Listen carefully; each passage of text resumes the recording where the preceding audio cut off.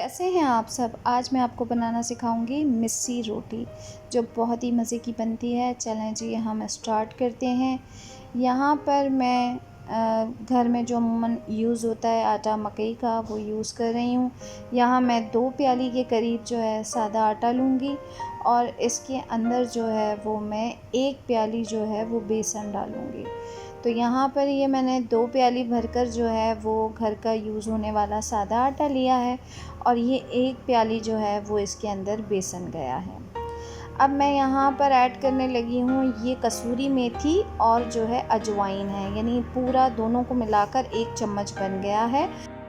इसका बहुत ही ज़बरदस्त और बहुत ही अच्छा फ्लेवर आने वाला है, क्योंकि ये अजवाइन और कसूरी मेथी वैसे भी बहुत फ़ायदेमंद है। इसके अंदर जो है वो मैंने नमक ऐड किया है। नमक थोड़ा सा इसके अंदर थोड़ा ज़्यादा ही जाएगा, तो 1 चम्मच, ज़्यादा भरकर नहीं डालना, क्योंकि बाद में भी हम नमक का इस्तेमाल करेंगे, वो मैं आपको आगे जाकर बताऊँगी।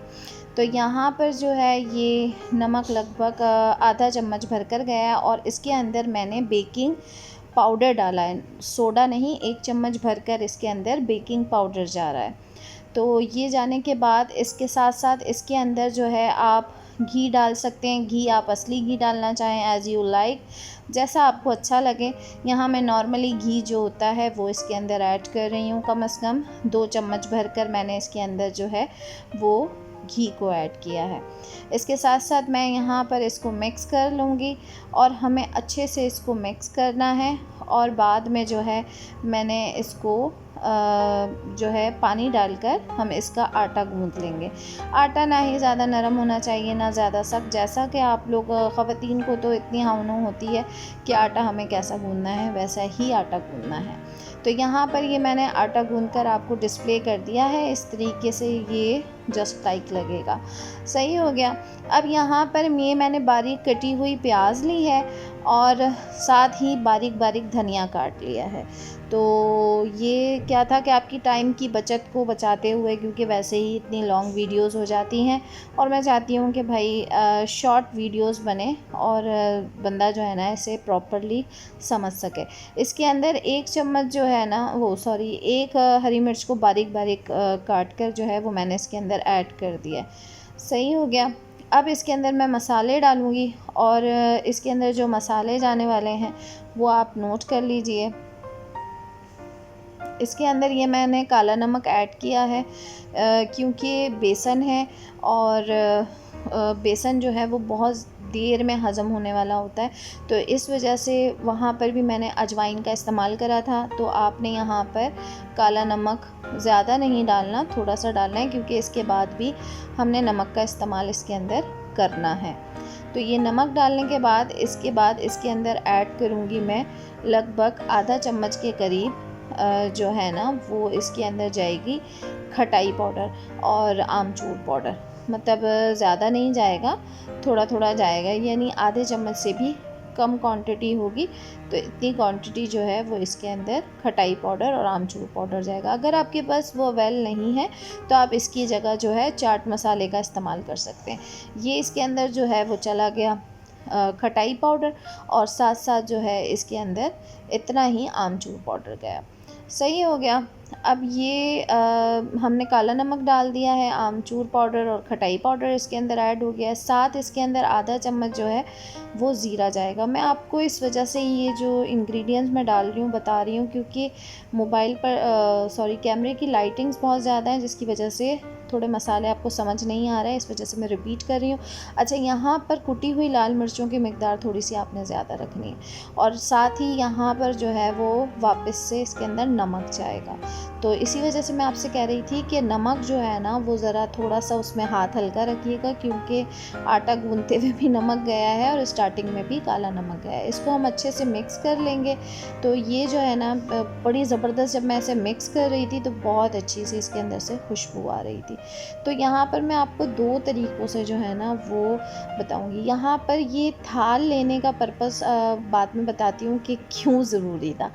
तो ये इस तरीके से पेड़ा बनाने के बाद ना आपने बहुत अच्छे से पेड़े को जो है ना इसके ऊपर जो है जो हमने ये प्याज का जो मसाला बनाया है इसके ऊपर खूब अच्छे से दबा दबा कर जो है ना ये आप देख सकते हैं, इस तरीके से करना है।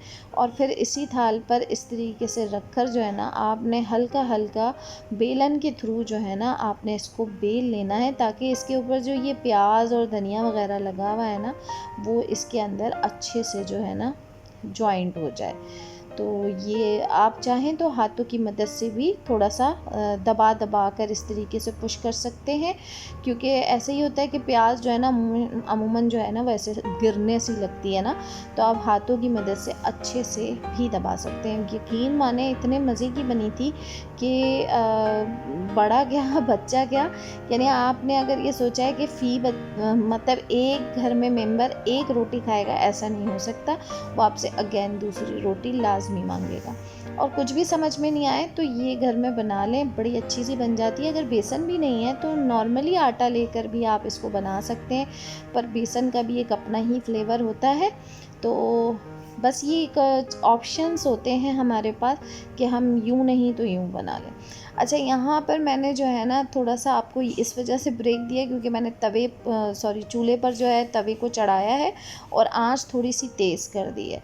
अब यहाँ पर मैंने इसके ऊपर जो है ये जो मैंने बुरके हैं ना, ये इसके ऊपर मैंने डाले हैं तिल। सही हो गया, ताकि थोड़ी सी ना इसके अंदर जब हम सेकेंगे ना तो बड़ी खूबसूरत सी एक लुक आ जाएगी। तो ये तवा जो है ना मेरा तेज़ गर्म हो गया और अब मैंने आंच बिल्कुल दरमियानी कर दी थी, यानी स्लो टाइप कर दी थी, और ये इसके ऊपर मैंने डाल दी थी। अच्छा, एक प्रोसेस मैंने आपको दिखा दिया कि ये तवे पर भी बनती है। सही हो गया।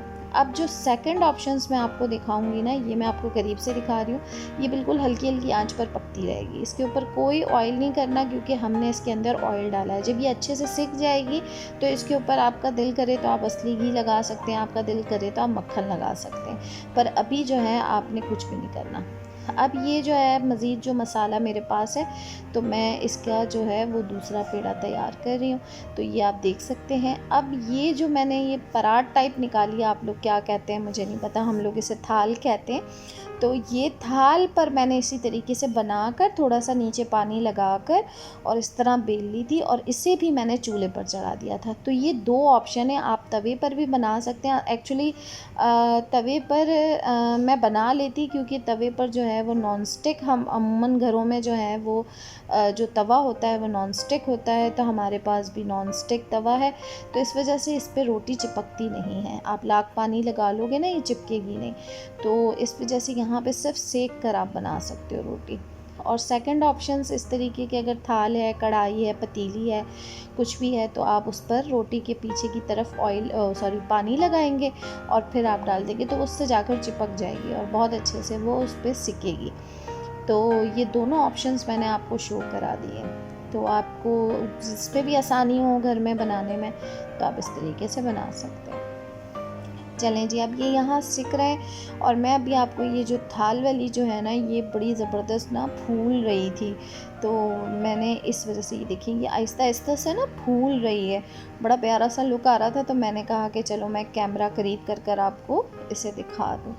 तो ये बस लगभग 5 से 8 मिनट के अंदर अंदर जो है ना ये मैंने पलट ली थी।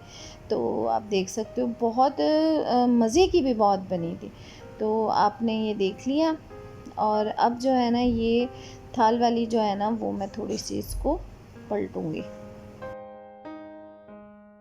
चलें जी, अब मैं आपको इस तरीके से ये पलट कर दिखाती हूँ। अब आपने आँच जो है ना चूल्हे की थोड़ी सी तेज़ कर देनी है, और ये देखें, ये जब हमने पानी लगाकर इसको चिपकाया है तो अब ये इसको छोड़ेगी नहीं जब तक हम खुद नहीं छुड़वाएंगे ना कि भाई छोड़ दे तब तक ये नहीं छूटेगी और ये इस तरीके से चिपक जाएगी।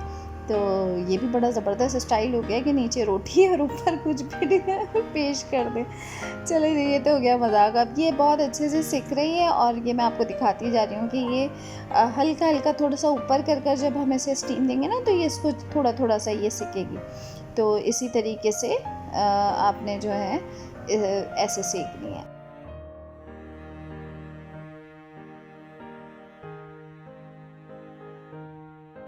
चलें जी, यहाँ पर मैंने स्पीड लगा दी थी।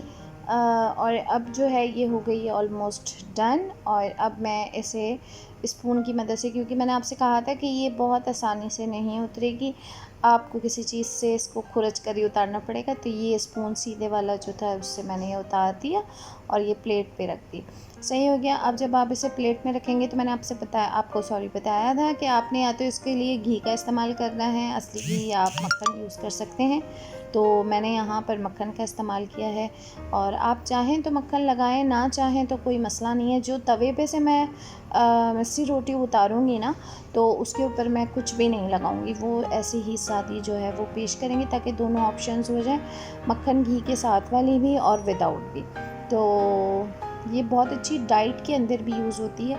तो जो लोग डाइट पर हैं ना, तो वो भी इसका इस्तेमाल कर सकते हैं। ना लगाएं इसके ऊपर मक्खन, ऐसे ही इसको हल्का सा सेक कर और ऐसे भी खा सकते हैं। ये मैंने आपको करीब से दिखा दिया, कितनी प्यारी लग रही है। प्यारी प्यारी के साथ ये बहुत मज़े की भी लग रही थी और खाने में भी बहुत मज़े की है। इसे आप अचार के साथ खाएं, रायते के साथ खाएं, किसी के साथ भी खाएं। मैंने अचार के साथ खाई थी। मज़ीद मेरी वीडियोस देखने के लिए मेरे चैनल को लाइक एंड सब्सक्राइब करें। फ़न कुकिंग विद महक।